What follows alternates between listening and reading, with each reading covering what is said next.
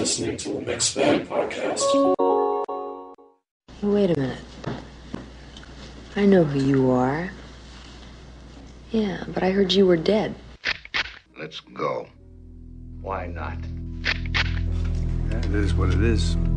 It's that or we both better go do something else, pal. I don't know how to do anything else. Neither do I.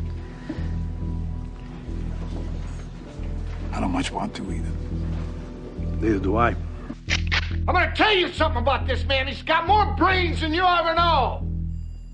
He's got more guts than any partner I ever had. I thought you were dead. What are you doing? I'm getting bad. Better get bad, Jack, because you ain't bad. You're gonna get fucked. You're bad, they don't mess with you. Yeah. Hey, home, get down. Hey. That's right, we bad, huh? That's right. You don't want no shit either. That's right. Darn right. Why, are you crazy? The fall will probably kill you. I've heard of you. I heard you were dead. Nope.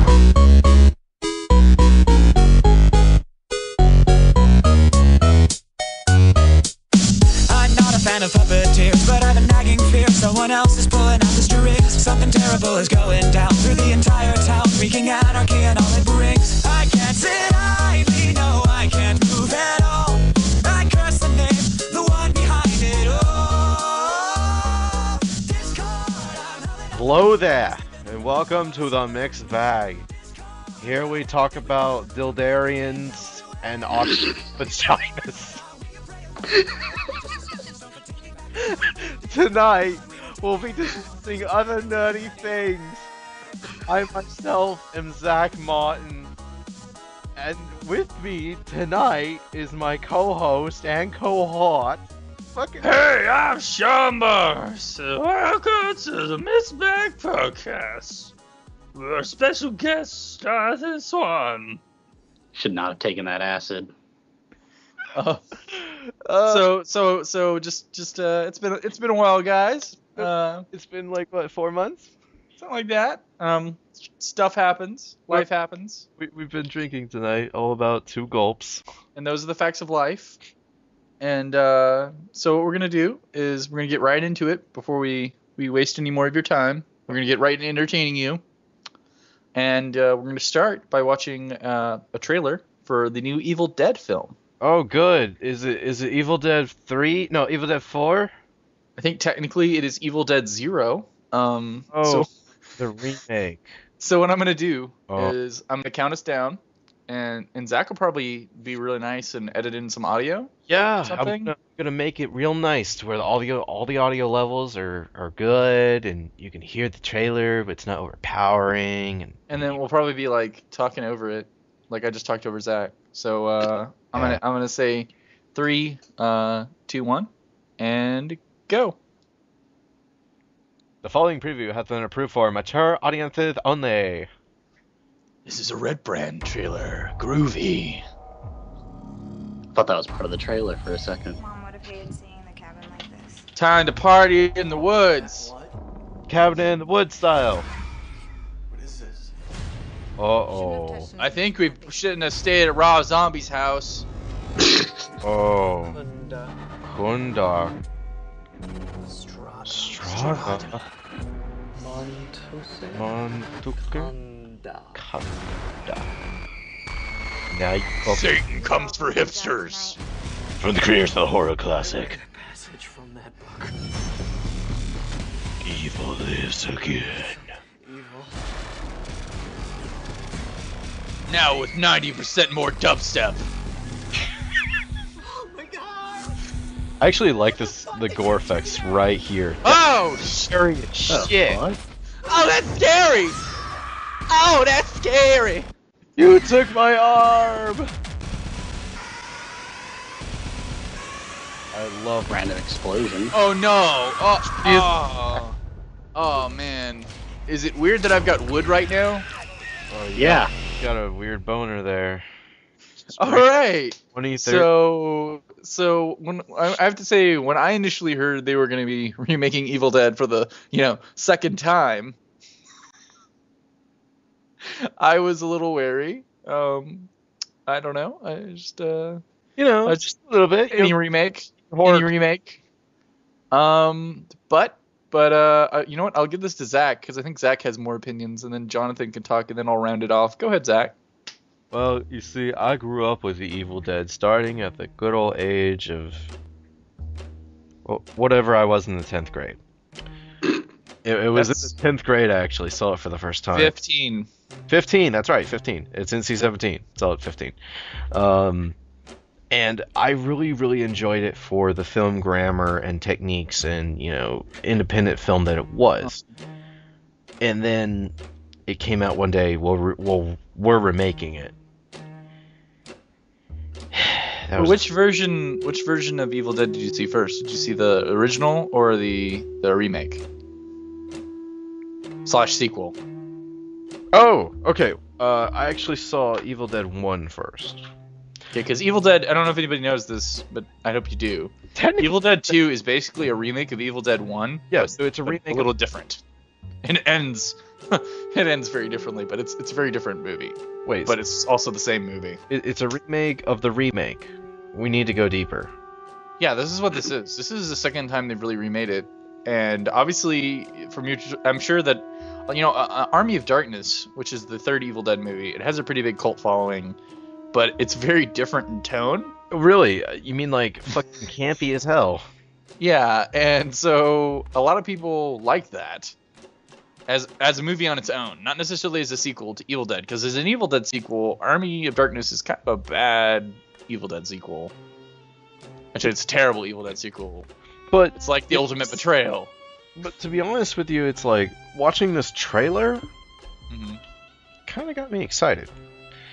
And the reason for that is the dark tone of it and the use of gore effects. I actually read an article on this.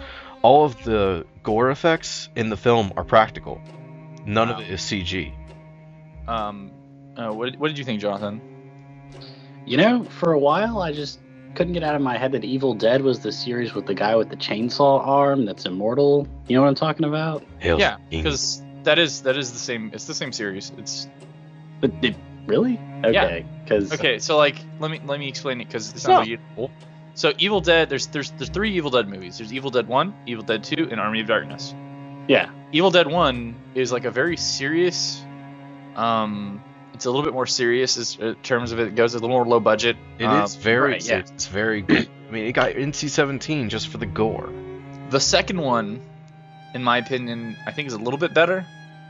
The effects are better. It has a little bit better budget. And the end is better. And I think it's been a while, but I think that Ash has a bigger part in it. Ash is the protagonist in both all 3 movies. I think he has a bigger. They play up his role more in this one and the second one. Am I right? Yeah. And Evil Dead 2 has a lot better. Like the effects in it are a lot more memorable. Like when people think of Evil Dead, they usually think of Evil Dead 2. Well, yeah, because it has I'll swallow your soul. I'll swallow your soul. All the puppetry. Yeah, that was the one I was craziness. Yeah, and then the sequel to it was so like at the end of Evil Dead 2, he falls into a portal. Yeah, sorry guys, spoilers. This movie's been out for 30 years. Get over it. Spoilers. He falls into a portal and ends up in medieval times. That's the end of the second movie. Hail. Which is totally bizarre. Yeah. Hail. I should have picked up with that one. The third movie, Army of Darkness, picks up with it.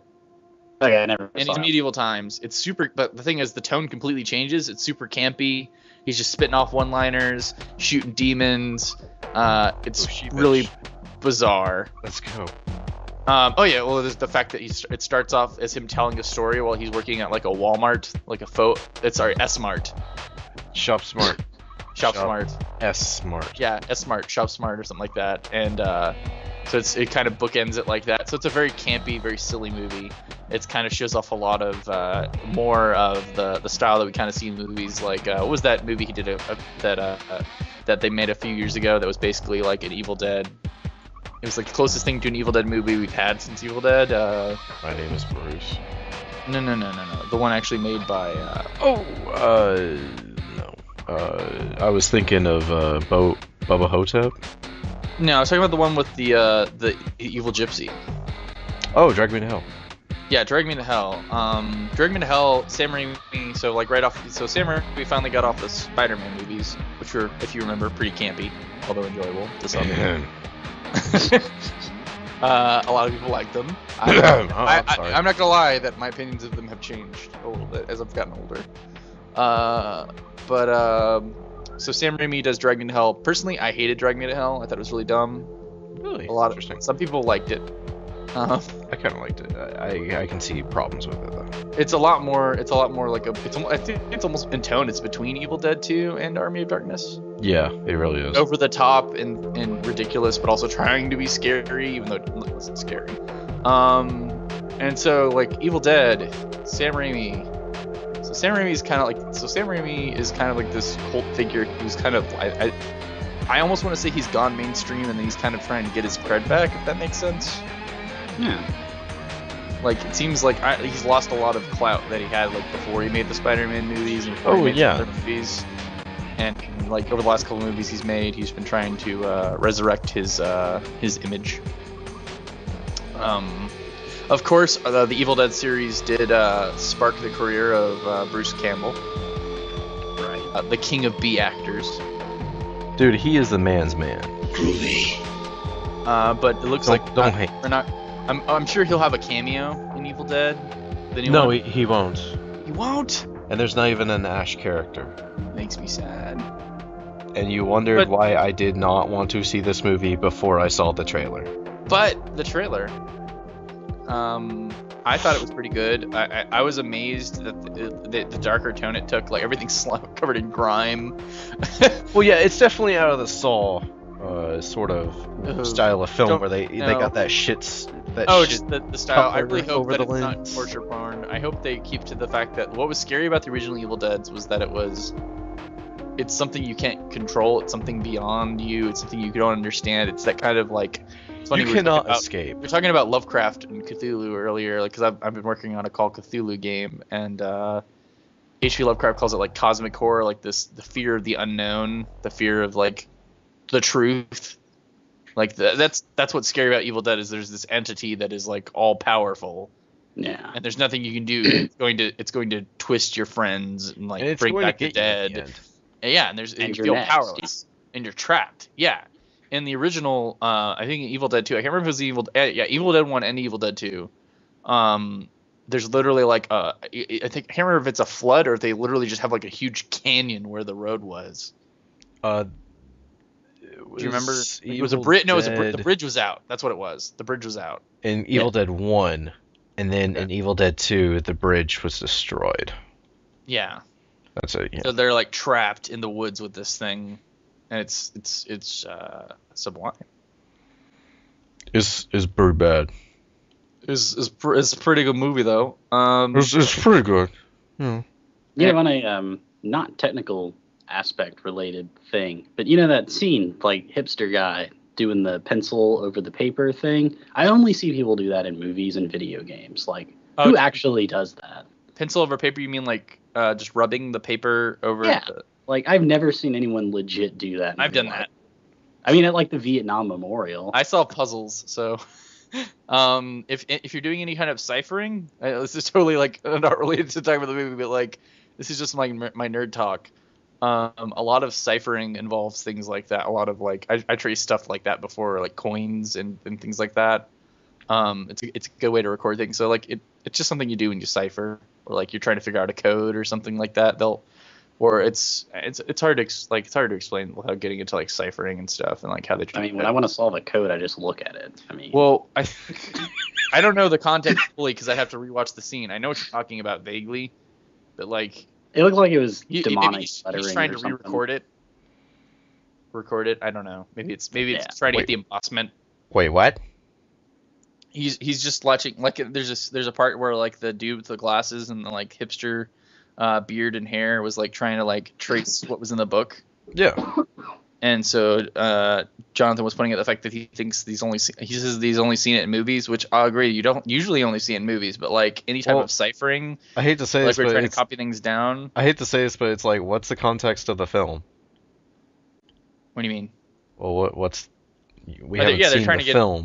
Well, but like, what's the context? Well, they find the Necromonicon. You mean Necronomicon? Book of the Dead. Sure. It's the Egyptian one?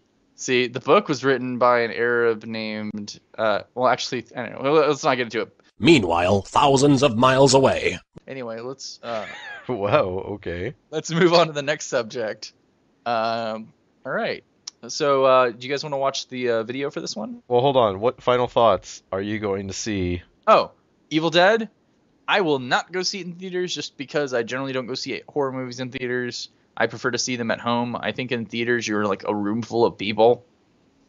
It's not really. Generally, that's what a theater is. You failed. I'm Just saying. The experience of a horror movie for me is I want to watch it when I'm like alone or near alone, like with like two other people. I can get that. For me, if it gets good reviews, I will most likely see this with some friends. But if it gets, like 12% or something like that, you can bet your ass. You can bet I am not going to be anywhere close to that theater. Unless you get I got a free ticket or something. I don't know. Am I getting paid to see this? maybe if we got a budget, we could start forcing you to go see crap movies. Hell, I'm already I went and saw, spoilers, Rise of the Guardians. God, maybe want to shoot myself. Yeah. So let's you guys ready to move on to the next subject? Yeah, let's go. Okay, so you guys want to watch the video real quick, or just let's just start talking about it? Yeah, I mean, it's all there. All right, so I posted a blog earlier this week on dumbledoreshotfirst.com.blogspot.com. Sponsor. I'm sure they'll put a link in the description. And one of the things I talked about this week was 4Kids localization of the anime for Pokemon.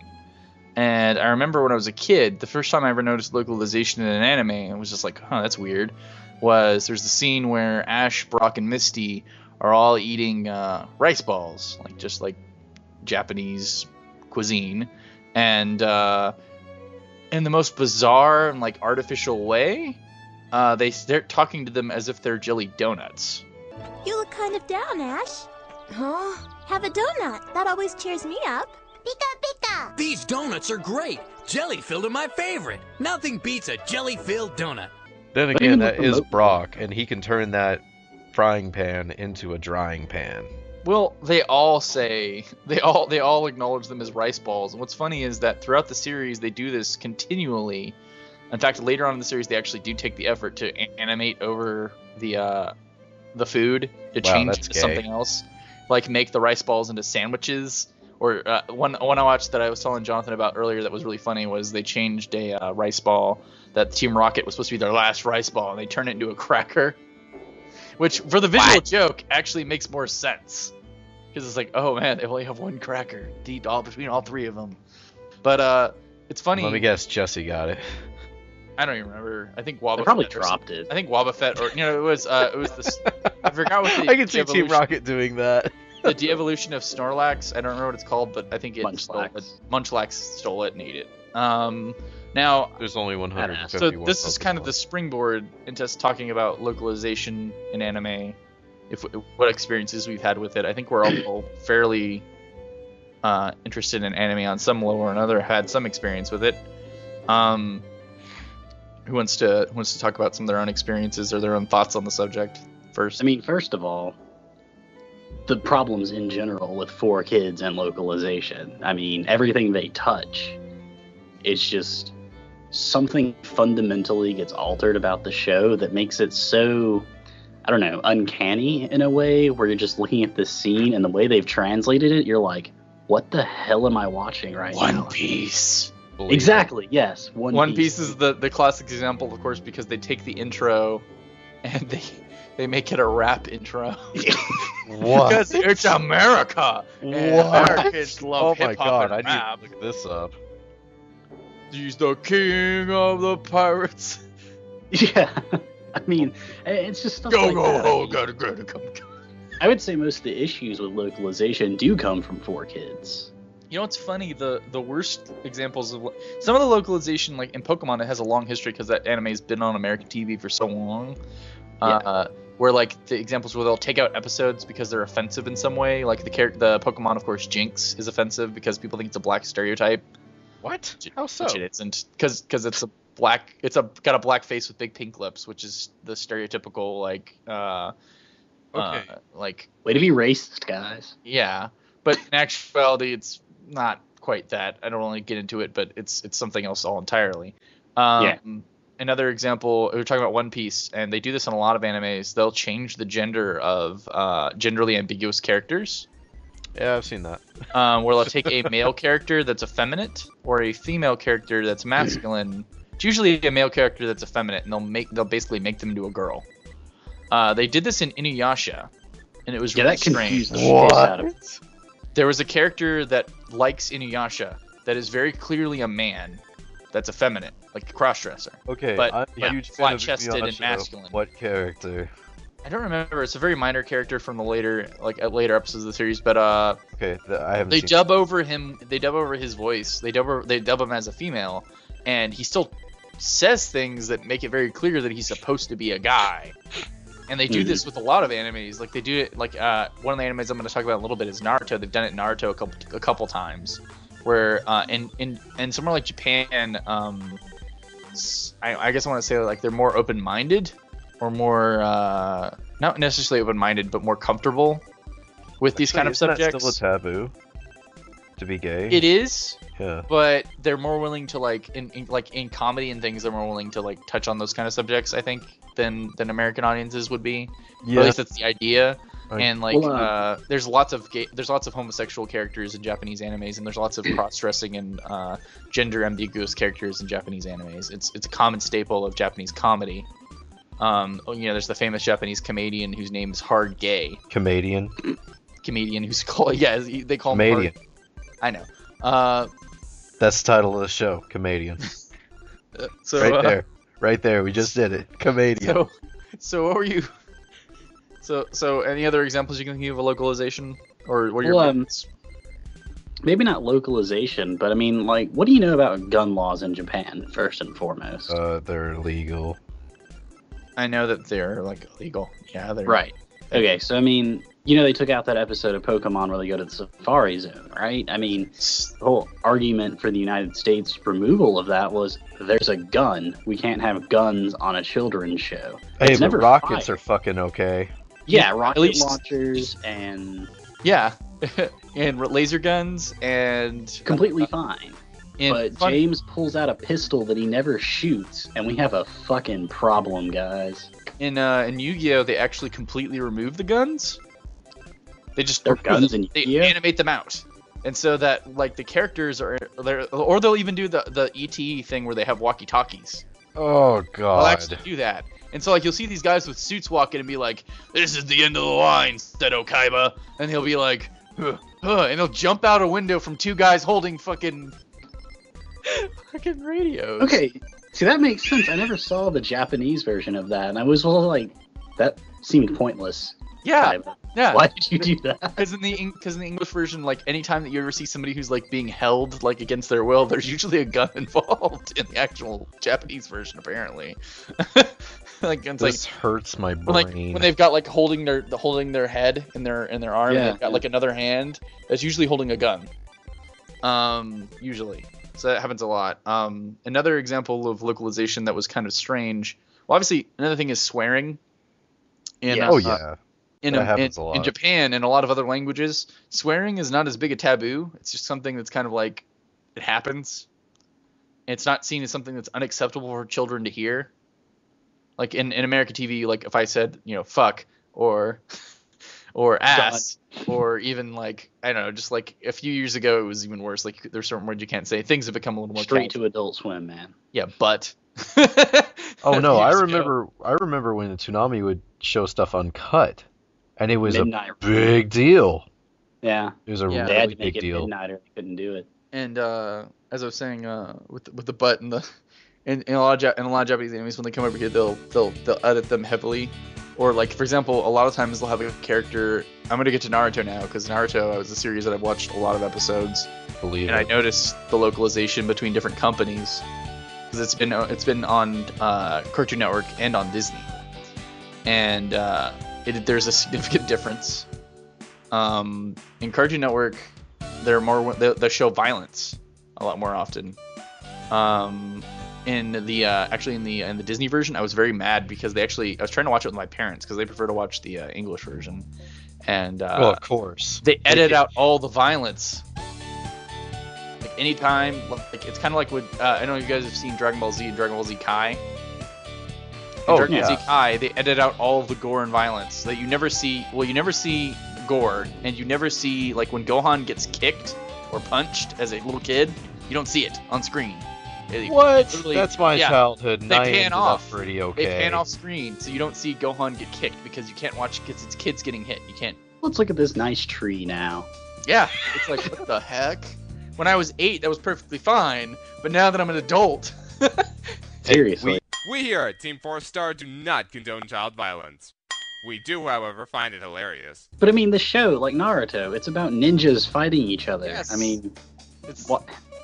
In Dragon Ball Z, I mean, they're fighting shows. Yeah, they won't even show it's ridiculous. Like, there's a lot of violence in Naruto, especially. Yeah. And in the Disney version, they edit it out. Another thing they edit out in Naruto is I was talking about swearing. In a lot of animes that it's like any other kind of serial show, they try to characterize a character very quickly by some type of stereotype or some type of very simple characteristic. And in one of the Naruto animes, because I read the mangas, there was a character that was characterized by being very by swearing a lot. It was basically the character's characteristic, because they were like they kept calling Naruto a rat bastard and stuff like that. And in the English version, they just made him like call people jerk. Like, they made him like. By the way, this is also a gender ambiguous character, so that was extra fun.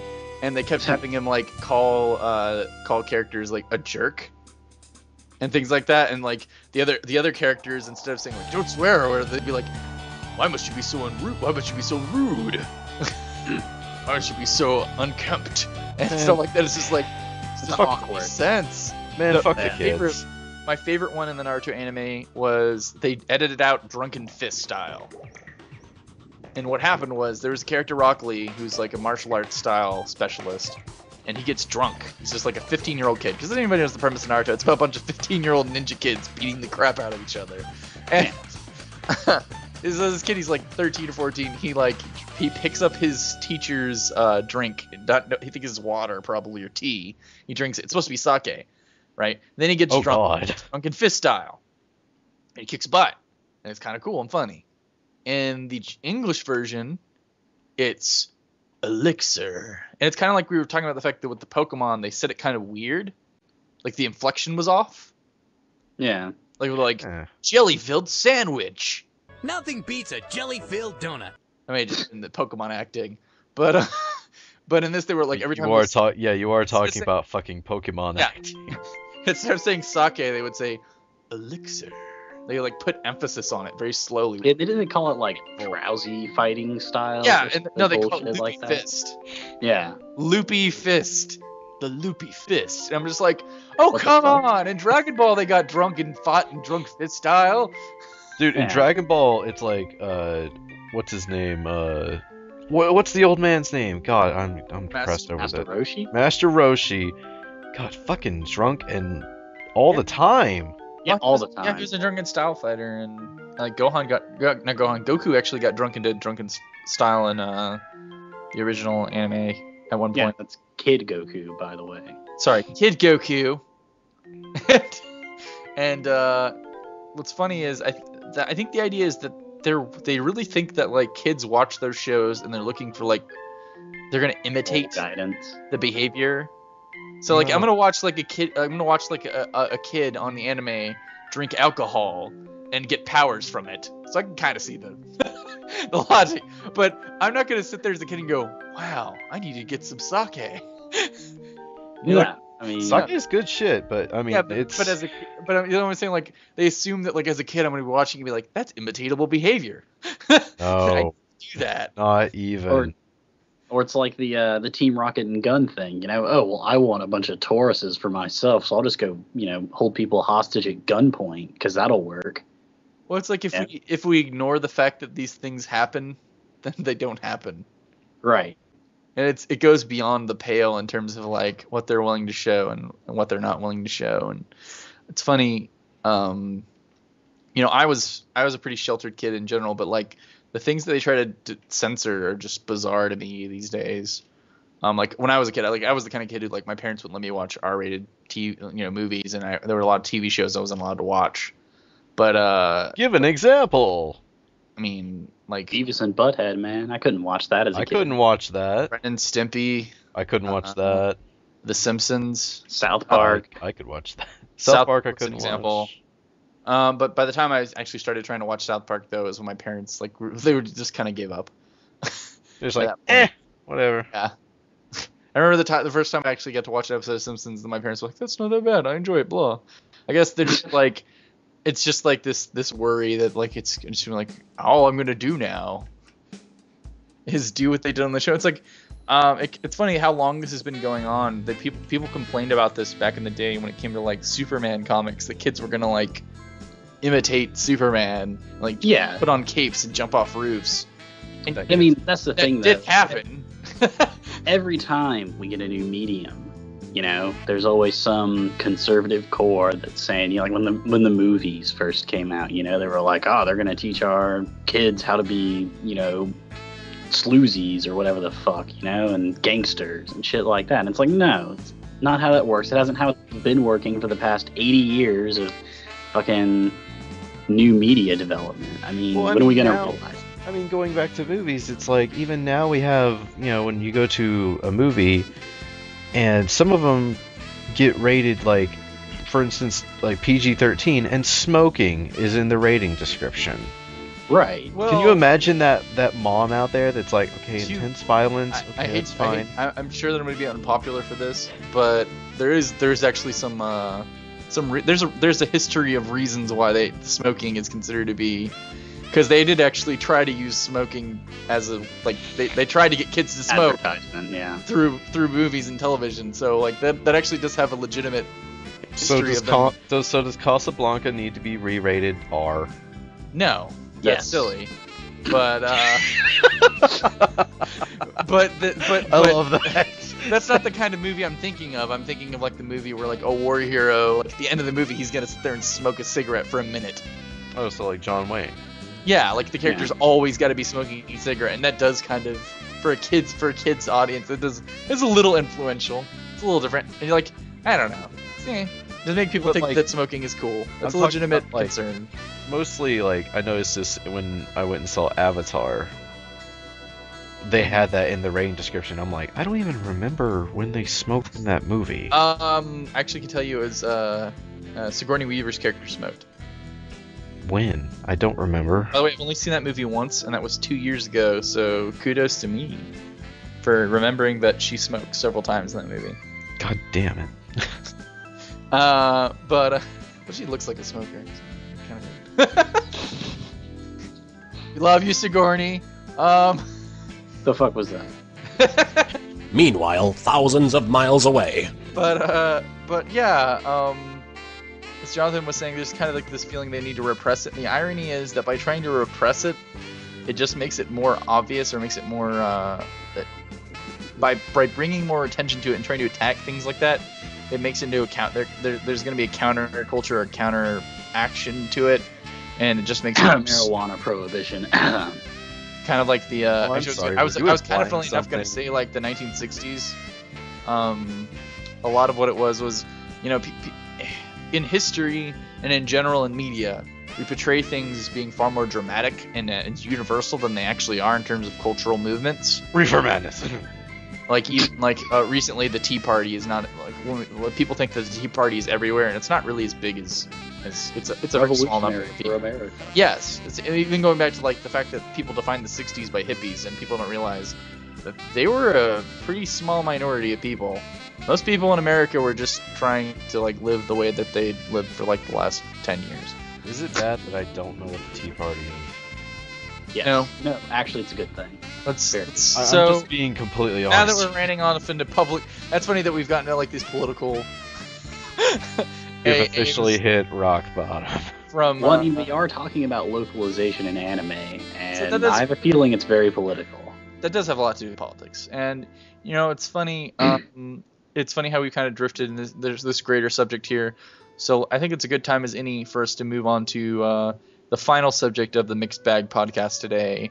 The big subject, the biggest thing to happen since we had our last podcast, the biggest thing probably to happen to us this year in terms of movie news, and we'll just get to it. In general. All right. And we'll probably talk about it less. We're probably going to talk about this so much. So much it hurts. So, what big things happened? Well, I went and saw Looper. I went and saw Dread. I was going to say, let's keep on subject. We re-elected Barack Obama, making him the first incumbent African-American president. Oh, sorry, wait. A week before that, something more important happened. Oh, wait, yeah. A week before that, George Lucas announced that he was selling Lucasfilms to Disney. Wait, what? Yep. In fact, as we sit here ruminating in our podcast, Chestnuts we're all over vaguely an aware of the open fact that a new Star Wars trilogy will be begun and will be in movie theaters in 2015. As long as that date keeps itself, as long as it keeps it that date and it won't be delayed at all, which it most likely will. You honestly think it will? It's Disney. Dude, I bet you that date gets moved. You wanna? Let's not. Do we want to make a bet? Do I hear $1? Do I hear $2? So let's talk about this. Let's break it down bit by bit. I'm gonna tell you the story of where I was. I found out about this. I was at work. Was this 9/11? Yes. I was at fucking work. People are like, holy shit, did you hear? No. Yeah, I was on IO9, I think. Pretty sure it was IO9. I'm not exactly sure where I saw the video, but I saw the video that it said, George Lucas, blah, blah, blah, Disney. I was like, blah, blah, blah, blah. And so I clicked the video, I watch it, I'm sitting there, I'm freaking out. Freaking out, man. I don't know how to feel. I'm so full of emotions. And I call up my best friend, my other friend Zach. Oh, hi. Zach, not Zach, Zach Standifer. Hey, Zach. And he's the hugest Star Wars fan you ever did see. And I call him, and he almost has a stroke on the phone. Were you like, are you sitting down? He just has like an embolism. I'm just like, this is big news, man. But welcome news. Yeah, and he just goes.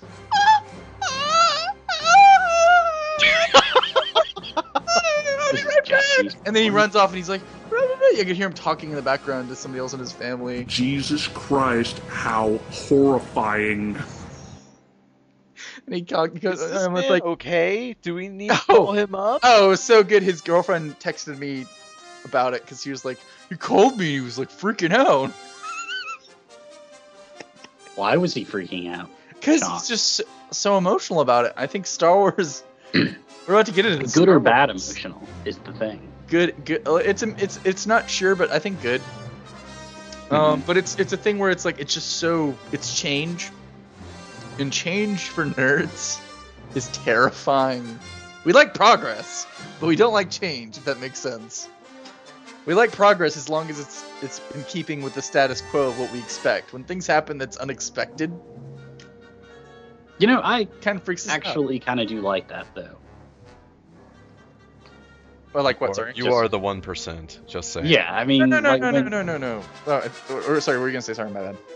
It's like whatever, Halo 4 was being made by not Bungie. I was like, oh, good, Or the new Mass Effect is going to be made by the other branch of EA? BioWare. Yeah, and they're the better ones. So I'm like, good. The better people can finally have it. Well, it's not, as I was saying, it's not so much an issue of like being excited because it's like a bad excitement. It's just like not. It's like a uncertainty. It's excitement because it's a mystery, because it's something that we're gonna find out about. Like, it wasn't so much a bad reaction. Nerds generally have a bad reaction to these kind of things. I had a pretty bad reaction because it was like, oh, this sounds cool, and then I thought about it. Okay, so obviously, we're going to start off by stating our very base opinion. So you're again it, I'm guessing? A what? You're again it. A what? I'm Speak English. I'm using a colloquial term, but you're not for it. You're not excited about it. I am... You have reservation. How about this? I am exceptionally nervous. Okay. And let me tell you why. We'll get into that in a moment. I'm just gonna say, let's state our opinions before we start talking about it. I'm pretty optimistic and excited. How about you, John? Delightfully optimistic.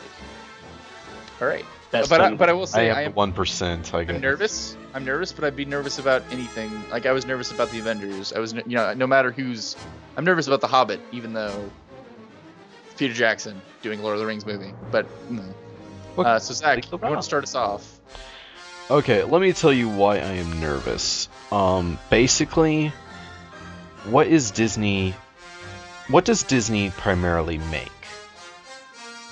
Movies. Okay, animated but film. Towards what audience? Children and hipsters and us. Okay, so would you say the first Star Wars film is a children's film? Yes. Yeah. Really? Yes, with all my heart. With all that death and destruction, I mean, Uncle Owen, and they get fucking murdered and shit. Have you seen most of the Disney animated films? It's a classic Bildungsroman, it's a coming-of-age story. Lion King? It is a coming-of-age story, but I would not specifically say it's for kids. Okay. It's for that 10, 11 year old and up. Zach, that was my... Okay, Return of the Jedi, which I know is... No. favorite. I said fucking Star Wars. I didn't say Return of the fucking Jedi, where we have... All three. Okay, let me be more broad then. The Star Wars movies, when I was 5, were my favorite movies. Okay. As I've gotten older, they're in my top... They're probably in my top 10, top 20, but they're no longer, like, my everything. Agreed. Yeah, agreed. But, when I was 5... Okay, and I love the Star Wars movies. My worry is this: they will continue with the trend of the prequels with being, it's for kids. Well, if you watch the prequels are not for kids. Fucking Jar Jar Binks. That was the first one, and it's only okay. Take it whole, motherfucker. Okay. We've all watched the 70-minute review, right? Yes. Jar Jar Binks exists to appeal to children, as does Annie Cabani. But literally everything else in the prequels, it's too political to be for children. It's not really thought-provoking. I mean, the story's a little bit shallow, but the concepts, children, I don't think, can understand concepts of galactic sentence and sovereignty. Dude, I'm not even... When I first saw The Phantom Menace, I didn't understand what the hell the plot was. No. Yeah, me either. I mean, besides, the Vegas, Yeah. I knew what happened in the process, I understood that, okay, so they go to Naboo, they blow up the Death Star, this evil space station. The pre-Death Star. And, the donut with the donut hole and still inside it? What the fuck is that? So okay, you're nervous because you think Disney can't handle an adult live action film, and we'll treat this like. My opinion is that they're gonna take it in a direction that moves away from what the original stories were, in favor for a more broader audience to make the most money. Okay. Well, that's exactly what George Lucas did when he made the prequels. And that's my whole stance on exactly. this thing. That's the wrong direction. Well, Okay, I'd argue. I'll get into. I want to hear more about your opinions on it. So what else is bad besides the fact that besides, like, okay, so Disney, you're saying Disney's a bad choice because you believe that they will take the films in the same direction as the prequels or worse, more appealing to a wider audience or kids, make it really dumb, make it really simple, make it really goofy, lots of poop jokes, lots of R2-D2 going beep boop boop, which I don't know if you guys watched the Clone Wars movie. Oh, I fucking paid $10 to see that shit. It made me hate R2-D2. I went and saw that opening day. It's a hard thing to say. So I like the Clone Wars. Well, the movie? Yeah. I like that the TV show was like, I like the Clone Wars made by Genndy Tartakovsky. Oh, no doubt. That's my favorite. And I like the Clone Wars. Like, I kind of but I appreciate the newer series, like the new kids TV show for what it is as a kids TV show. Merits, yeah. But I was talking about the Clone Wars movie they made before that TV show. Oh. It's awful. Yeah. It's terrible. That movie. I feel like it's gonna go in that direction though. Okay, so you're on. I think it's pretty explained why you're against it, right? Yeah, and every counter argument I've heard against it is like, well, they did the Avengers. Okay, I have a more nuanced explanation for why I think Disney is a good fit.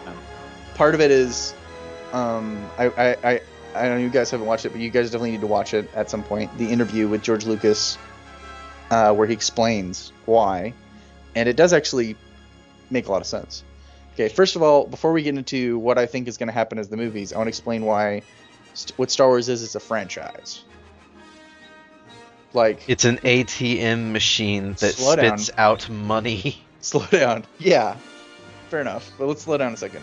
So Star Wars, the greatest achievement of Star Wars, besides the films, is no matter what, you cannot argue that George Lucas is not a business genius for what he did with Star Wars, in terms of the fact that he was able to turn in this huge monolithic enterprise or franchise, for better or worse, mostly for worse, that is unstoppable and incomparable with any other franchise to that date and from that date. And nothing really compares. Harry Potter, Twilight, does not compare to the size of the Star Wars franchise. You mean the scale? Yes. In terms of movies, books, video games, cereal, and then we get to like the worst stuff that happened during the toys. The toys, by the way, interesting fact, the Star Wars toys have just been accepted into the Toy Hall of Fame. Oh, interesting. Excellent. Because basically I'm putting out is that the biggest thing about Star Wars is, as much as we love the movies, as an entity, as an object, what's appealing about Star Wars and in terms of business, is that it's this humongous marketing behemoth, unstoppable. And so that's the first thing that George Lucas has to think of, because he's a businessman first and foremost. I think that's the worst thing. And, but I'll get into why. Then stop being a filmmaker. Okay. So Disney has a history of also making franchises, and has been doing so for as long as Disney's been around, for 80 years almost now. And they've managed to take those franchises and have shown them. You could argue that there's the Disney sequels that are direct to DVD, but I don't think those are as bad you mean like as Cars 2? Yeah, Cars 2, because Cars 2 wouldn't get a theatrical release. Disney wouldn't do that. Okay, calm down. Oh, I was trying to explain. So wait. But with Disney, when Disney has a good franchise, I would argue that they do even though there's some cheap crap out there they've made, in general, the way that they treat the material shows a certain amount of nuanced respect for that material. Sell. If you've ever been to Disney World or Disneyland, you would see that they take a great amount of care and homage to the things they've done in their past. Like dancing Darth Vader. Yeah. So because we need a bad guy to dance for an audience. It makes him really scary. Okay. Well, the thing with Disney is they're so good at marketing all their things on all of the levels that they do. They don't compromise the integrity of their products. in general. they're able. There's exceptions. Right, yeah, exceptions, of course. As you mentioned, he takes offense to the dancing Darth Vader. I think he needs to chill out a little bit. Yeah, dancing Darth Vader, it's funny, you know? I mean, Oh, it's he hilarious. Is bad dancing. It's not like it ruins the character. We Does understand. it? We understand Does that. No, when we're in Disney World, we understand that it's an artifice, even as a kid. I mean, have you seen the video? I think it was a fan video, actually, of Darth Vader going to Disneyland with the two, or Disney World with the two stormtroopers. I mean, did that compromise Darth Vader? No, it was fucking hilarious because it was Darth Vader with two stormtroopers at Disney World. Yeah. So, as I explained, Waiting for Star Tours to open. Disney knows how to deal with franchises. They're a humongous company. They're one of the largest companies in the United States. I must in the remind world. my viewers, I have no soul. It's okay. So if you think I'm just harsh, it's just because I have no soul. So in terms of a company that can protect and take care of Star Wars, which is what George Lucas brings up, and actually they have the money and the materials and the people to do amazing things. George Lucas doesn't.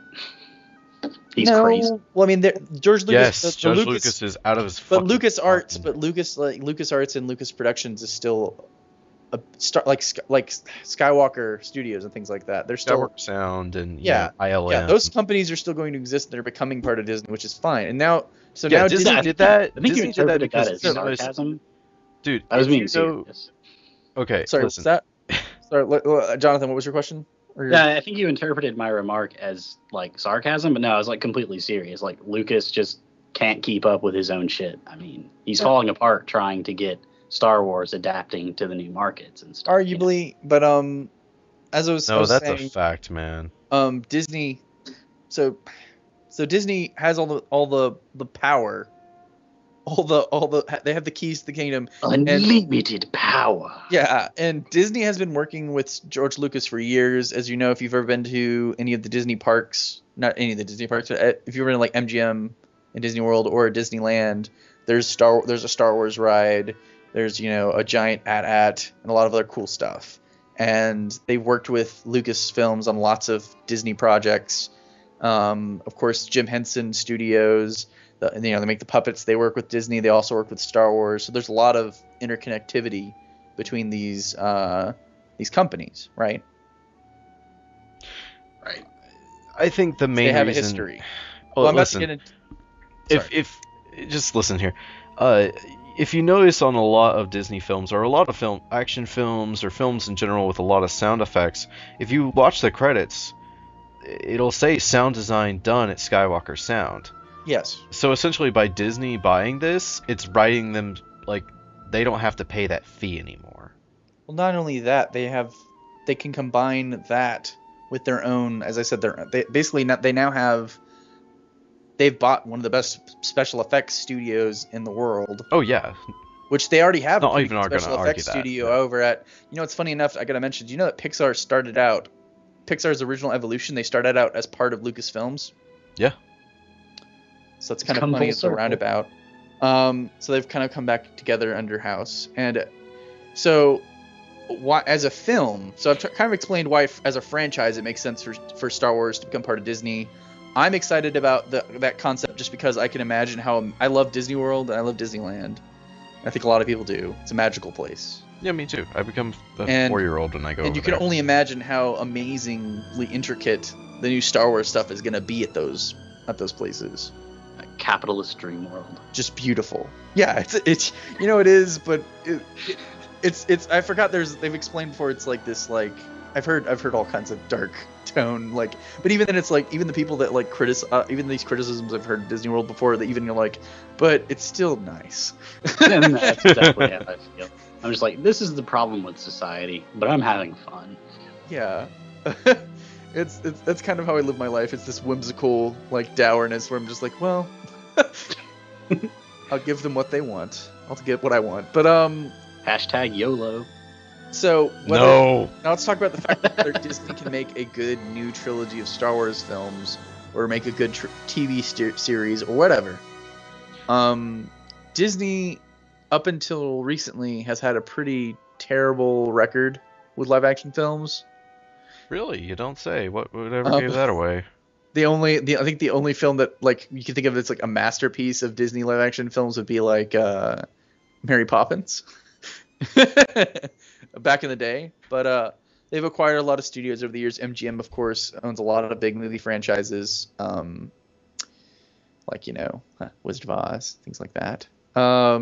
So as we get to Disney and what in their recent years of making live action films and making films in general, let's look at what they've got. So the Avengers, of course, is the example you said that everyone's using. It's a good example. It shows how they can take something that's so big that seems impossible, and they made it possible, right? Well, here's the thing I have with the Avengers example. When did Disney buy Marvel? Last year.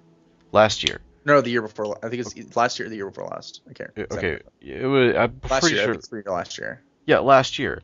But that was after all the groundwork had been laid for the Avengers. Yeah, but they. I'm just gonna say, it's like if you didn't have all that build-up, the Avengers wouldn't be what it was. But most of the build-up was done by Disney in cooperation with Marvel. No, it wasn't. Thor, Captain America, the huge blitzkrieg of advertising, the animated TV series, The Avengers. You know what? Shut up. I hated The Avengers.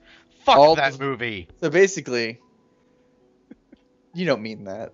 Yes, I do. I just the more time that passes, the more I just dislike it. You just hate it. You're just hating it. You know what you're doing. You're becoming grumpus. Shut up! I am Gabe Grumps. Don't let them corrupt you. Don't let your hate blind you. All right, before we get my hate is what gives me fuel. So let's see what other live action movies they made as of late. Let's actually think about it a second. John Carter from Mars. What did you think of that one? It was okay. I turned it off after an hour and I believe it was 20 minutes. Okay. Tron Legacy. I like the first 45 minutes. It was a good dubstep music video. I think it was a beautiful... It was not dubstep, you take it back. I've said before my feelings about it. I don't think it's a great movie. I think it's almost like a great long commercial or music video. I don't know if you know this. The guy who directed it had never directed a movie before. He directed video game commercials and music videos before. Shows. It does. Yeah. He's a wonderful video game commercial director. He directed it sounds so funny. Like a couple of my favorite video game commercials, like the original Mad World trailer for Gears of War. Oh wow, he did that. Yeah, that was that. If you remember that was a very memorable trailer. So he does have some chops as a being able to put images to music or images. Yeah, that's a great way to put it. Feels. So, but we I don't think we could say that. I think also when we're comparing things like John Carter Mars. So look at the Avengers. The Avengers, they got No. You forgot something. What do I miss? You forgot this little franchise. You might have heard it. It was called Pirates of the Caribbean. Okay, so Pirates of the Caribbean. Man, we got to milk that whore to death, huh? Yeah, it's kind of reminding me of the misquote where they said that they're going to make a new Star Wars movie every 2 years. Was that a misquote? I hope so. God, that would be shocking if that was the case. True. I would die. No, I'm not even... I can't even... No, I think... No, the misquote was they said they're going to make about 2 a year. And that's so it, yeah. And it's like, no. There's no way. They meant that for the new trilogy, there's going to be like one every 2 years. Like 2015, 2017, 2019. Right? Yeah. That's what they meant. Because otherwise, I would just die. Just fucking die. You would come. But you would literally. So, by the way, come. the reason they want to put out Star Wars the same year as the Avengers is just so they can be like, just blow every other studio out of the water. Oh yeah, that quarterly is gonna be like just all Disney. They're like, yeah, guess what we got. But it'll be okay. So let's continue. So like as we were saying, like okay, so we have mixed feelings about some of the newer live action movies. I think I would say none of them were terrible. I haven't seen John Carter from Mars, but for everything I've heard about it, it has its problems, but it also has its like there's good things about it too. No, that's exactly how I feel Dive about into it. I good saw things. it was okay. What were the good things? Because I was seriously, I'm being honest here. I didn't know what was going on. As I heard, it was part of the problem is that the guy who made it was actually too faithful to the original material, which made it confusing for people. Yeah, I didn't know what was going on, who was who, what Yeah, was what, and I was just like, I've had enough of this, and turned it off. Yeah. So Call me stupid or whatnot. I don't care. No. I couldn't tell what the these fuck things was going happen. on. These things happen. So the question is, who would they get to make a new Star Wars film? Matthew Vaughn. Okay. Matthew Vaughn. Why do you think Matthew Vaughn? Because he just dropped out of the fucking X-Men movie. For unknown reasons. So that's your theory? That's what the internet sure thinks. Okay, what has he directed? He directed Stardust. Kick-Ass. Smoking. No, well, he directed Kick-Ass. He directed Stardust, Layer Kick-Ass. Cake. Okay, so you were looking at the same thing, by the way. No, I am literally reciting this from my mind. Okay. But apparently, you know, I'm not even kidding. He seems like he's a pretty prolific director. What do you think of him? I'm just stating what the internet thinks is going on. Yeah, it's a theory. It would not be my choice. Originally, they were talking about for writing the script. They thought it was going to be Brad Bird, I think. No, Brad Bird was a rumor where there's like, oh, he could be directing. You know, that was another. Yeah, there's been the Joss Whedon rumor and all kinds of like those kind Joss of Whedon rumors. would be amazing. No, actually, I don't think it would work because Joss Whedon. Joss Whedon would 185. You know who'd be amazing at this? Like, if I just want to say who would. I don't know how much of a Star Wars fan Peter Jackson is, but Peter Jackson. Who would Hey, Jonathan. If we want Star Wars to be in New Zealand. Who would be your choice to direct, Jonathan? I mean, I don't really know a lot of directors by work list very well, so I can't really comment on that. But yeah. This may be a stretch, but I'd want Edgar Wright. I've heard that name thrown around. Edgar Wright's the director of Scott Pilgrim vs. the World and Shaun of the Dead, Hot Shaun of the Fuzz. Dead. Once again, no, because whoever directs this movie has to be able to capture. You know, they actually talked about having the guy who penned the original Star Wars trilogy working. Somebody who was working on Lawrence Kasdan is Yeah, so that's exciting. Oh yeah, it got 20% cooler with that. Yeah, the thing I've got to say though, as a director, is it needs to be somebody who they cannot be sarcastic. They cannot be. There has to be like this. I'm trying to say like this. Like, I'm trying to kind of describe it. Well, I guess you better get Stanley Kubrick on the case. Well, I'm just trying to think because a lot of the problem is these directors we're talking about are too stylistic. Like Joss Whedon is very stylistic. Like, you can tell it's a Joss Whedon production because of the way the dialogue is done. As I was thinking, like Tarantino is a very Tarantino's a big. No, what it was. Let me explain. I was trying to think of directors who, because what George Lucas did as creating this universe and creating the story and everything was he borrowed from a lot of older films, right? Borrowed from a lot of film zeitgeist, right? So I was trying to think of directors who could do that while simultaneously. But the problem is that they have to be sincere. Yeah. That's they have to be real about it while not betraying the audience. I don't think Edgar Wright is a good choice just because a lot of his films are very. Well, I'd like to see what he would do with the material. I'd like to see what he would do with the material. Well, that's kind of like the joke that they made on Conan, where it's like Wes Anderson. It's all this is I can shoot a womp rat from up to 6 meters. What? It's cool. Wes Anderson, like where it's all like just simple and like very. It's awkward and like filmed weirdly but it just went for Star Wars. Wes Anderson. Oh God, I don't even want to imagine that shit. There's a skit about it. The point I'm making is like the director for this has to be. It's one of those things where it's like I'm almost overthinking it.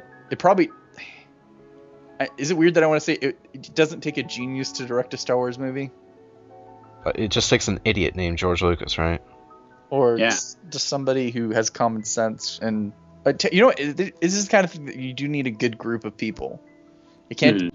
This is the kind of film. You don't need yes men like. Well, this George isn't going to Lucas be had. a film where it's a vision. It's Star Wars. But here's the question for you. Okay, so you have your director who might have a vision. Do you set it after, immediately after episode 6? I've heard that it is going to be set after episode 6. I mean like a year later, or do you do like 100 years in the future? I mean, the way it was originally set up, it was episode 7 was supposed to be like within 10 years, I think, of the ending of Return of the Jedi. Honestly, I hope not. Personally, just because I hope it's okay. Here's what I'm gonna say. I'm hoping that it's gonna be. I want to say this is what I kind of wish. I don't really want them to go on the material in the expanded universe, because a lot of the expanded material, I'm gonna be totally frank about this. I have somebody who's read a lot of the expanded material. It's not really that great. Still approved by George Lucas. Such as? I mean, just what's not great about it? I don't know how to explain it. It's one of those things where it's just like, I haven't really thought about it that much. I just know that I've never really been super comfortable with just like the stuff that happens like directly after the original trilogy. You're talking about like... Okay, let's go back to like the Skywalker curse thing. The what? Okay, yeah. Okay, like if you know anything about the expanded universe, which I'm assuming you don't. I do not know anything. Which is what this is the question, is whether they're going to do something that's completely original, which is what I think they're going to do. God, I hope. It's going to be something that has nothing to do with the expanded universe. That's what I'm feeling from what I hear from people talking and from just the way George Lucas thinks. As to what time it will be, whether it will be a direct sequel or whether it will be in the future. Not sure which would be better, but I kind of hope it's something completely original. I mean, as far as expanded universe goes, there's equal parts shitty. Another Emperor clone comes out from under the mountains and makes another galactic empire with the Skywalker curse and all that. And then there's like good, real expanded universe, like the Star Wars Empire comic book series. I mean, yeah. I mean, there's good stuff. Like Admiral Thrawn would be the best. Yeah, that was what Thrawn would be comes immediately. The Thrawn saga is what people would say is like, but I don't think that's what they're gonna do. Just because that's what I've had visioned. For me, it's whatever the new trilogy is. Just can't. It shouldn't just be a continuation. I do not of want the original trilogy. Like, I don't it needs want to be its own entity, if that makes sense. Yeah, I've heard these rumors of they're gonna somehow revive Vader. And again, this is all just rumors and bullshit. But they're gonna revive Vader somehow, and he's gonna come back or some shit like that. And it just makes me go like, oh dear Christ. Well, okay, let me break down some. It would be about 20 years after Return of the Jedi. This is according to what the trilogy is in the books or whatever. Okay. R2-D2 and C-3PO are the only characters that are in all 9 films. It would involve the rebuilding of the Republic. It's about the family. It's basically about the Skywalker family and the Solo family. Meh. It would involve Luke Skywalker starting a new order of Jedi Knights. Leia becomes a Jedi. I'm trying to see. Luke has some type of romantic relationship. Main theme is moral and philosophical problems. Right, wrong, justice, blah, blah, blah. Oh, there's a problem. Can't have any of that shit in movies nowadays. Well, yeah. You know what they need to do? They need to take a good long. They need to sit down, read Joseph Campbell, and Hero's Journey. God damn it, that's what it needs to be. Oh man. But again, a lot of this stuff, it's like, would you have that under a Disney banner? Yes, they've done that before. Certainly. I could. As I was saying earlier, I kind of made the joke. It's like, you know, about the fact that there's no, like, they're gonna make it light. Disney movies are pretty freaking dark. Yeah. But they always pull back at the last minute to go, oh, we're not gonna take it that far. They've had characters thrown off cliffs and crushed by boulders and eaten and trampled by freaking wildebeests. And example. Mufasa. I just gave you 3 examples. No, like movie, because all those were off screen. and those for kids. Okay, and Does it need to be on screen? Yes. I mean, Star Wars. No, fucking sorry. needs to be on screen because to be fuck fair, those little kids. To be fair, in Star Wars, the violence is pretty low key. You see, the only time you see blood is in the cantina scene when the werewolf gets his hand cut off. Which, good job, Lucas, to not even adhere to your own lore. Yeah, every other time that anybody dies or is injured, they either get hit with lasers, which they just fall over. Censored in the new versions of Star Wars, just to let you know. Okay, or they hit them with lightsabers and cut off their limbs, or something like that. I'm trying to think of the only other time, you're saying that we didn't see it. How about Obi-Wan Kenobi? He just disappears. Okay. That's bullshit, by the Vader way. looks I'm putting this out confused there. as fuck. Yeah, Happens. I love Star Wars, but it is bullcrap that Obi-Wan disappears. Darth Vader goes to kill him. It's stupid. It doesn't make any sense. Well, they had to get that PG rating somehow. It just doesn't make any sense. You can argue that it's like, oh, he goes into the Force. No. Like, there are problems with the original trilogy. Ruffle. But, okay. But anyway, as I was saying, The thing is, I don't think anyone can fuck up the Star Wars series more than George Lucas has. It's already been raped, okay? I'm going to say something, and I know, once again, this could be an unpopular opinion. The prequels could have been worse. They really could have. By how much? By fucking how much? By how much? There's a lot of ways that could have been worse. You could have had worse actors.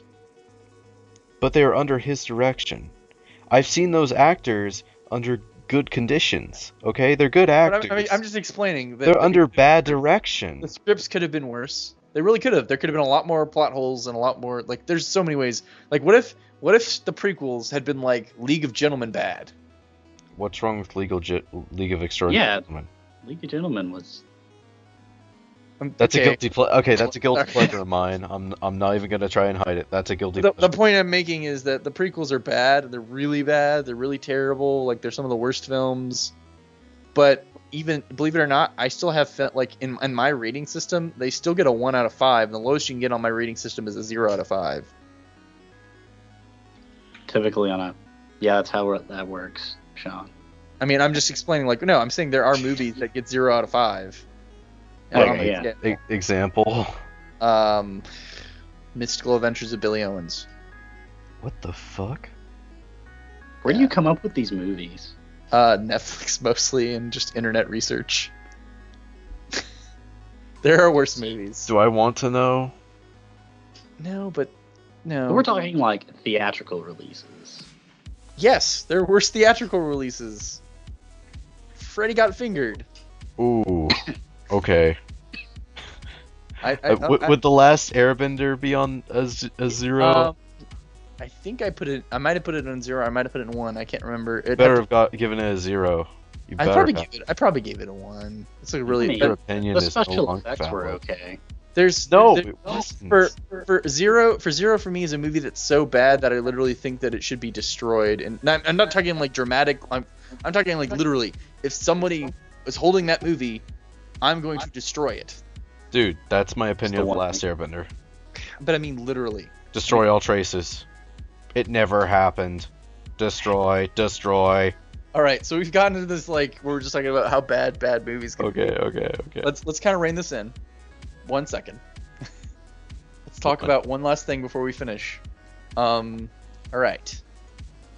So, George Lucas has sold Star Wars to Disney, which also means he sold Indiana Jones.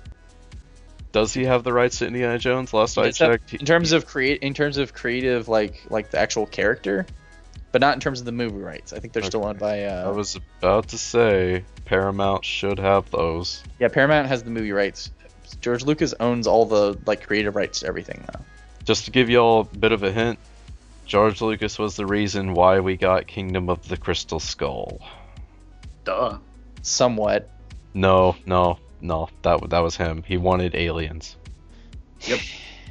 Like that's a confirmed. Like they tinkered. Even around if you that okay, idea. sorry, but even if you take out the aliens from that movie, it still doesn't make it a good movie. Yeah, you got a point. Okay. I mean, Nazis got eaten by like African soldier ants. That's a plus, right? Oh, they were Russians, but no, Were they That was Russians? actually- I don't even remember. they were Russians. no, they were Nazis, man. They were Russians, dude. They were Russians. It was post World War II. It's Cold War.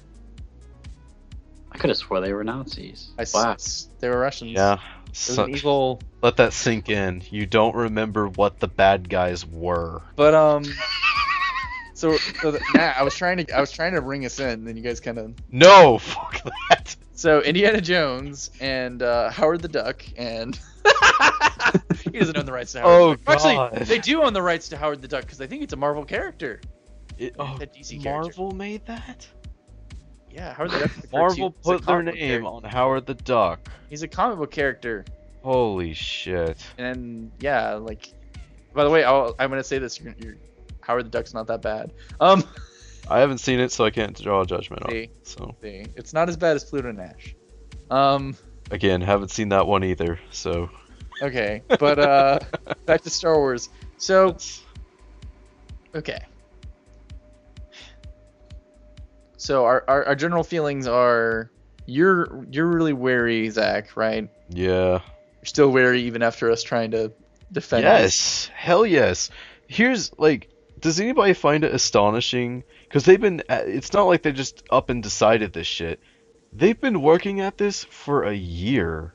Well, George Lucas has probably been thinking about this for a long time. Yeah, but they've been working on this deal for a year, and it never once got leaked. No ideas were ever leaked. No nothing. Well, George has been saying how much he's been. George has mentioned the fact that he did want to retire, and But listen. No one ever thought this was going to happen. Nothing about this has ever such leaked. Yet the guy who's in charge of the fucking CIA couldn't withheld information about his extramarital affairs. I don't want to get into the political ramifications of that, but that has to do with No. How tight is security at Disney? I want to know. Fucking airtight, dude. I don't want to get into the actual reasons why we know about General Petraeus' indiscretions or the fact that that's not really important. But full of like the CIA can't keep that under wraps, but Disney can keep it. It's not that difficult. It's okay. It's pretty difficult to cover it up when it was that ridiculous. But my last question I want to ask is two things. I'll ask one question. How do you feel about George Lucas right now? What is his place in film history? It's just one word. One word. Just one word to describe him. I'll start with you, Jonathan. Just one word? Just one word to describe George. I'll give you three. Use 3 words. Okay. They can be contradictory, if you like. I can do 2. Nick Cage, basically. Okay. Nick Cage, basically. Alright. You want to give us Zach? What are your 3 words? Yeah, fuck your rules. Take the old man to the retirement home. Okay. Mine are... I can't think of anything else other than good riddance. Just mine is...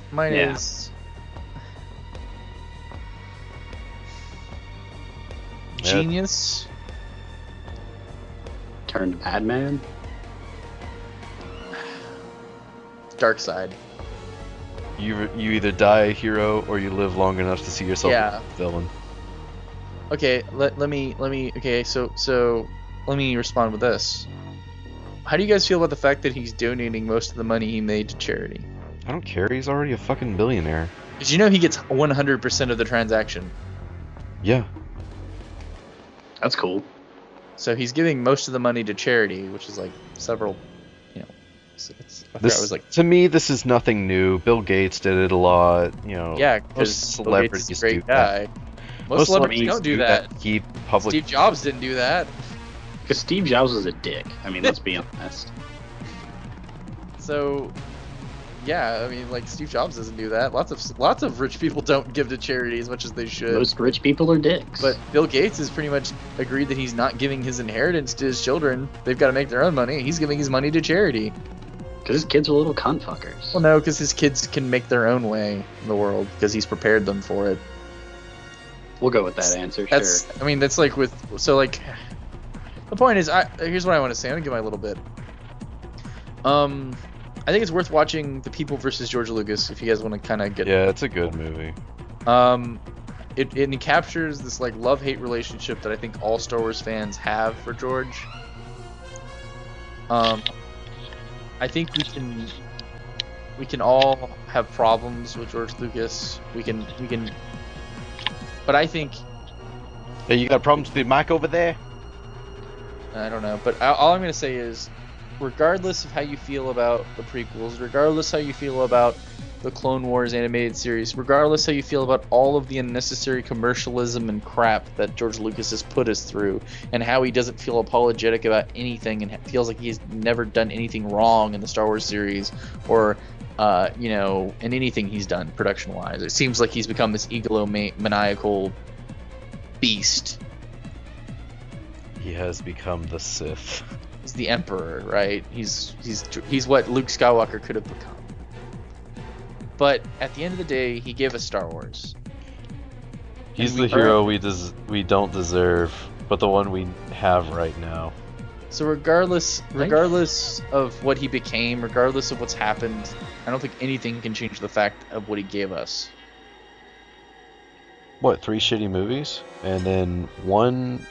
he gave us one film that launched a good movie, a meh movie, and then 3 bad movies. You know, Zach, I was trying to end on kind of a... I'm just saying, because he only directed... I mean, like, literally, 3, like, he only directed 4 of them. I was trying to end, and, it's like poetry. It's so that they rhyme, Hopefully it'll work. I was trying to end on, like, kind of like a somber, like, poetic note, and you kind of had to, like, crap all over it with your really cynical statement. Do you get so what you dense. did? Every single image has so many things going on in it. Okay, we're gonna have to edit out the part that's just falling off the rails. Just like retarded. Like you've gone full retard at this point. You're just like I'm just gonna throw out vitriol on his ass. It's like here's all the reasons that I hate him. Rebel. And I'm just like, I just wanted to be like, at the end of the day. let me just shit off that idea. Like I had like this really like I was like, I'm getting emotional here. Like I'm thinking about like at the end of the day I do love George. He's one of the inarguably one of the most important myth creators of the 20th century. What myth did he create? Star Wars. Myth. Like a patchwork of all other myths. But that's what all myth is. All myth is just all myth just comes from all other archetypes. There's no myth that's original. It's like he's still a creator. Well, even the Matrix is a. Are you kidding? I'm just like throwing It that starts out off with an Alice in Wonderland reference. Several of them. There's the white rabbit. There's the red pill and the blue pill. They take you down the rabbit hole. Yeah. It's just such a bad example. Oh god. The point is there is no such thing as an original idea. But the point is, if you want to, that's the cynical way to look at it. But what he gave us, the original trilogy, from the expanded universe, which many people are thankful for the ideas, just for the things, the good things that Star Wars gave us. Do you need a handkerchief? Sounds like I'm about to start crying here. No, I'm just trying to explain. It's just like it's so easy. Like it's so easy for us as like critics and as like intellectuals or elevated people who look at these things in this very serious way to like just be shit critical. all over it. Yeah, just to be critical and not like think about it and be like, why did I originally get so why do I care so much in the first place? Well, you could say the same thing about Twilight, because I get pretty pissed about Twilight. No, but that's very different. Yeah, but I still get pissed over it. It's the difference is like the reason that we get upset about Star Wars is the same reason we get upset when like a relative we love like starts acting strangely, like they get drunk or they have some mental disease. No, of course. I mean, and it would have been fine if Lucas had kind of stopped. Twilight's just some random whore that walked out in front of you. It's offensive, annoying, but it doesn't break your fucking heart. Sean wins. Sean wins. Holy shit. Sean wins tonight. Alright. So we've had a lot of laughs. Shit ton of laughs. It's nearly 2 a.m. here. Yeah, it's almost 2 here as well, and I'm sure it's 2 or Jonathan is because he's in Memphis. I'm pretty sure. Yeah. Unless you've gone to Germany, which is what it says on your Skype. Unfortunately not. So I'm excited about the prospects of a new Star Wars trilogy. I'm always optimistic because I feel like if I'm not optimistic, I'm wary. But if I feel like if I'm not optimistic, then I don't know. I give up. I'll be giving up.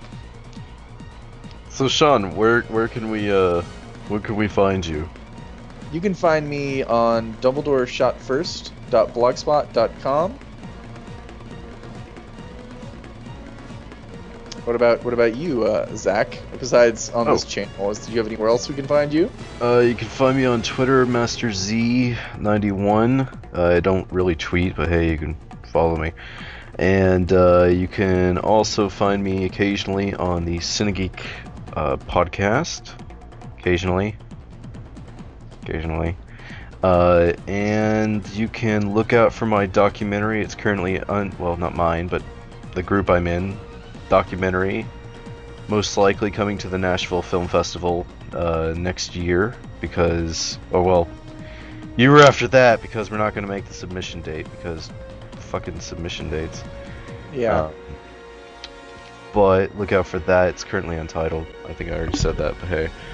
And you can find me on Facebook, Zach Martin, if you can find my profile picture. What? You can also find me on Facebook. I love Facebook, so do that. Jonathan, do you have anything you want to horror? Nah, man, I ain't got shit. It's cool, man. We appreciated having you on here. It's always fucking great to have social outcast. To have a third voice so that we can have a voice of reason between my optimistic insanity and Zach's cynicism. Fuck the world. Everything is shit. Optimistic sanity as well. It's good to have somebody who's there and kind of keep us, just being at each other's throat because we're concerned. You betrayed me, Jonathan. You're kind of serving as the proxy audience. You were the chosen one. Indeed. You were the chosen one. We were brothers.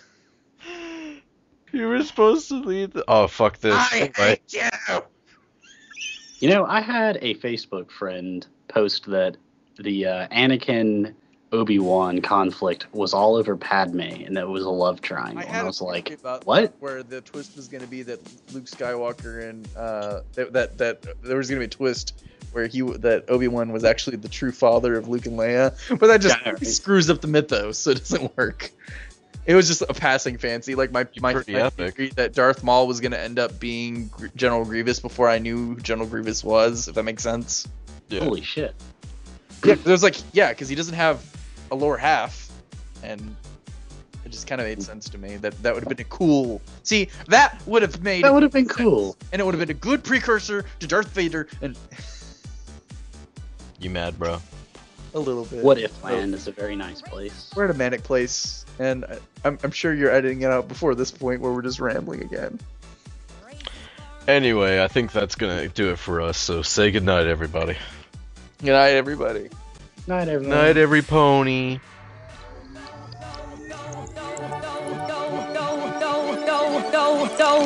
Raise this barn, 1, 2, 3, 4. Together we can raise this barn, 1, 2, 3, 4. Up, go the beams, hammer those joints, work in teams. Turn around quick by the right elbow, grab a new partner, here we go. Come on, Apple family, let's get to it. Raise this barn, 1, 2, 3, 4. Together we can raise this barn, 1, 2, 3, 4. Up, go the beams, hammer those joints, work in teams. Turn around quick by the right elbow. You're listening to a mixed bag.